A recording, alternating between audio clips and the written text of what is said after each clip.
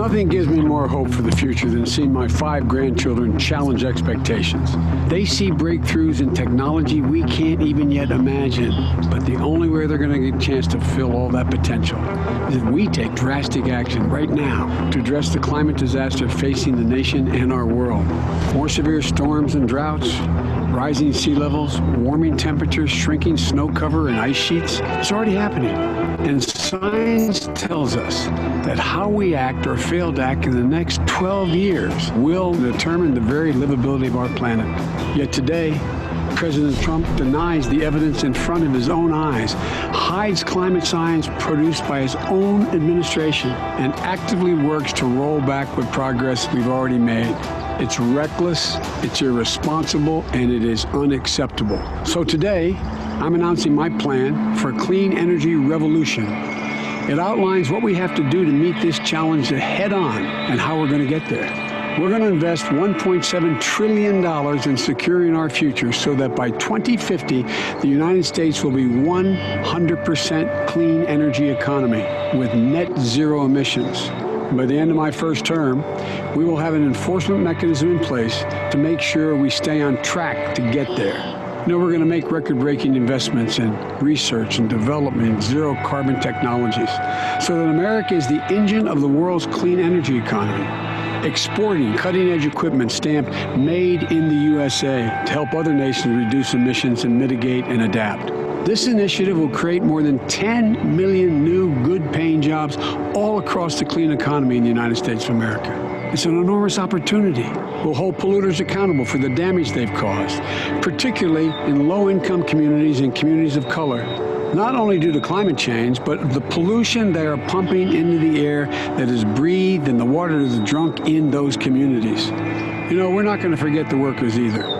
The workers who, through dangerous and backbreaking labor, powered our industrial rise, mined and built our arsenal of democracy, and fueled America's prosperity through the 20th century. They've earned our thanks, our respect, and our support. Finally, we have to bring the world along with us. Global action requires American leadership. But the United States only accounts for 15% of global carbon emissions. The rest of the world has to step up as well. So on day one, I will immediately rejoin the Paris Climate Accord. But that's not sufficient. We need to dramatically accelerate our worldwide effort to meet the intensity of the challenge we face. So I'll immediately get to work, leading a diplomatic initiative to get every nation to go beyond their initial commitment, to push our progress further and faster. This is especially true for China, by far the world's largest emitter of carbon. We will not only hold their leaders accountable for reducing carbon output at home in their country, but make sure they stop financing billions of dollars of dirty fossil fuel projects all across Asia. And this will allow us to even as we raise our own standards. America once again will be able to stand proudly on the world stage and challenge every other nation to follow our example and our leadership. For more than 3 decades, I've led in this issue. I wrote one of the first climate change bills ever introduced in the United States Senate. As Vice President, I oversaw the single largest investment in clean energy in our nation's history, over $90 billion. I fought along with President Obama to double the efficiency of our cars, which would reduce our oil consumption by 12 billion barrels, and for a clean power plant that limited carbon emissions from both existing and new power plants. As president, I will lead America and the world, not only to confront the crisis in front of us, but to seize the opportunities it presents. I'll use every authority available to me to drive progress, and I will not accept half measures, because making these revolutionary changes is going to take an incredible commitment at all levels, but I am absolutely confident that's what the American people want to do, and we can meet this challenge, because this is what America does best: solve big problems with big ideas. That's who we are. That's who we've been. We're the United States of America, and there's not a single thing we cannot do, and the world badly needs us to do it.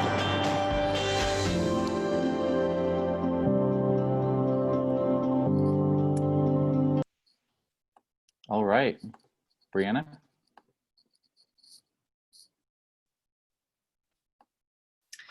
Okay.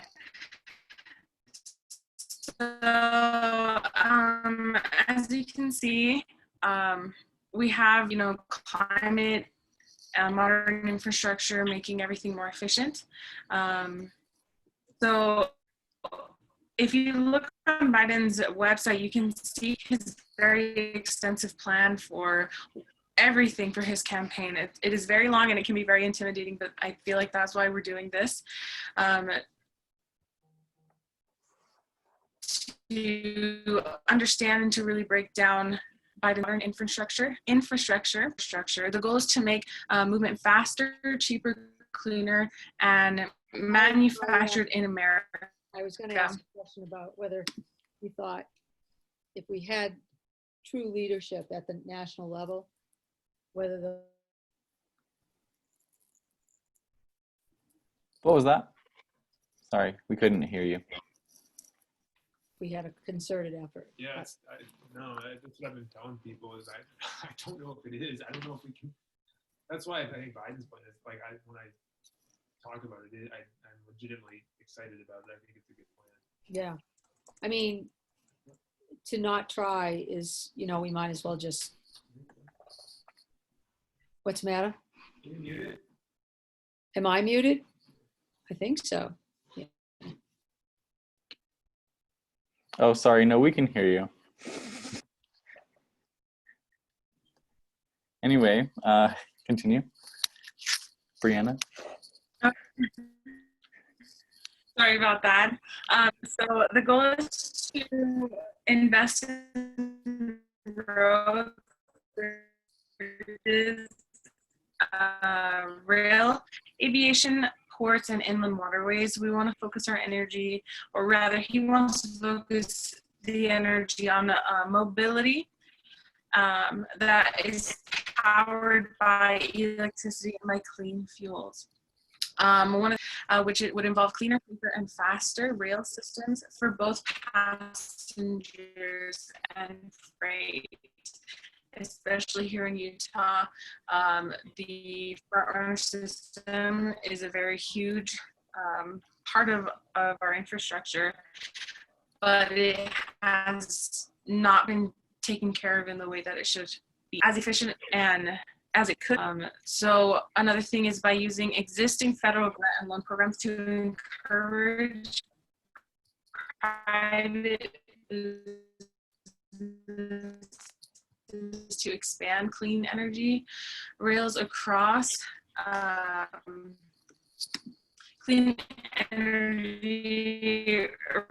America and to electrify current infrastructure. So the things that we currently have will be powered by clean energy, right?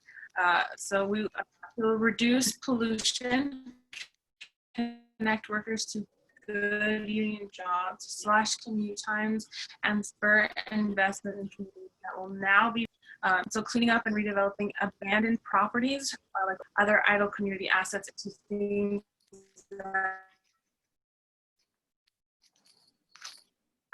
will continue to support our communities instead of just being there as waste, right?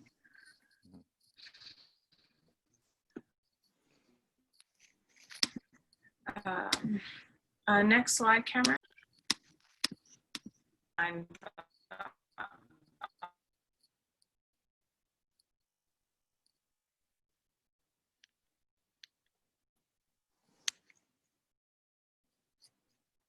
What was that?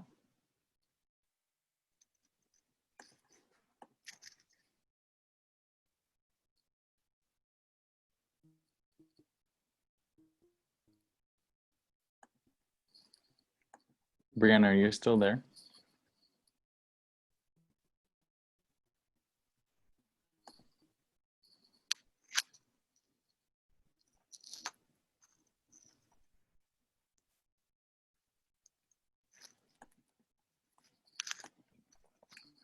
I don't know where she went, but oh, okay. Is there a lag? Yeah, sorry, we just can't hear you very well.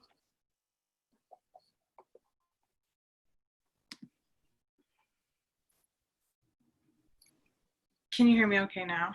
Yeah. Okay. So sorry about that. Should I continue? Yeah. Okay. Revolutionizing municipal transit networks. The goal here is to provide cities of more than 1,000 people with quality public transportation by the year 2030. The plan is to invest in high quality, zero emissions, affordable, reliable public transportation, to allocate flexible federal investments to help cities install light rail networks and to improve existing transit and bus lines.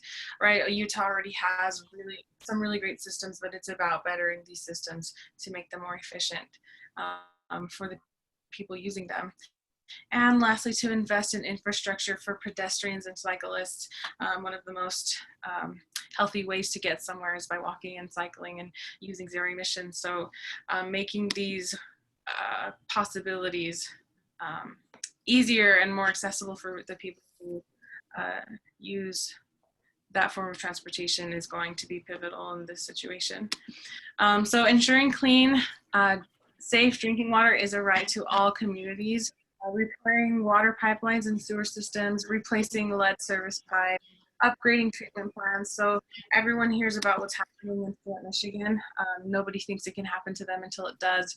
Not only will this ensure that Utah has clean water, but it ensures that everyone else around us has clean water. And this isn't just about us, it's about all of America. So this is a really important part of Biden's plan.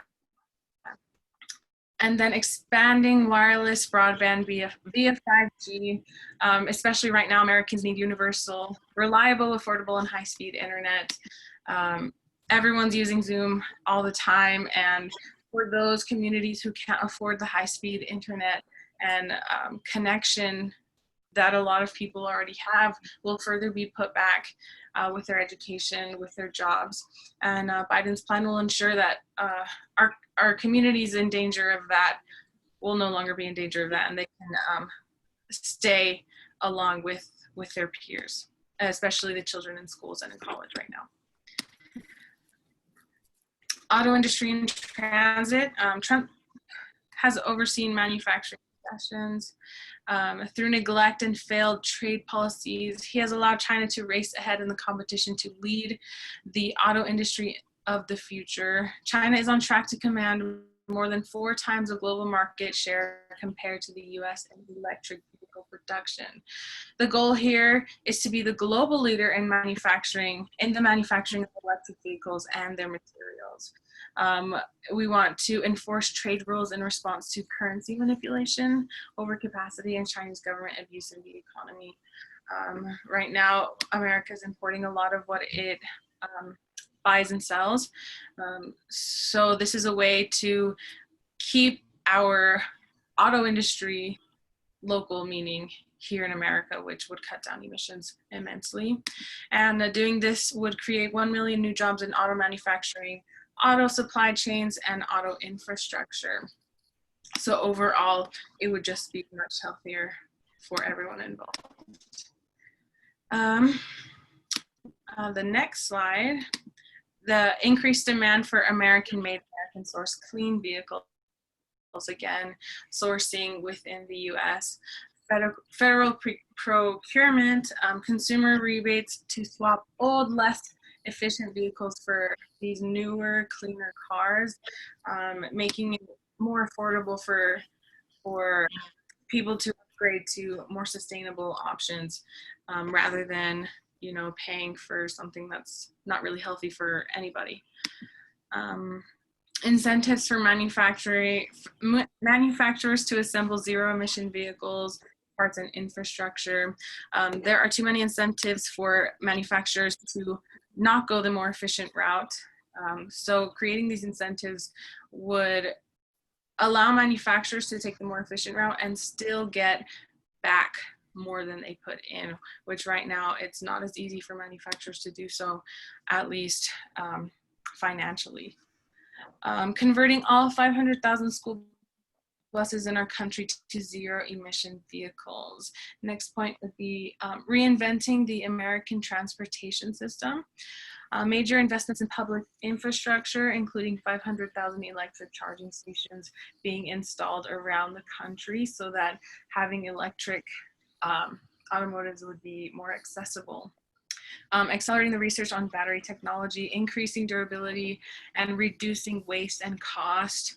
A lot of people talk about the waste that is produced from the batteries from electric cars, and this plan would definitely focus on how we can re-envision that and how we can reduce the waste produced by the batteries, because overall electric cars would be more efficient.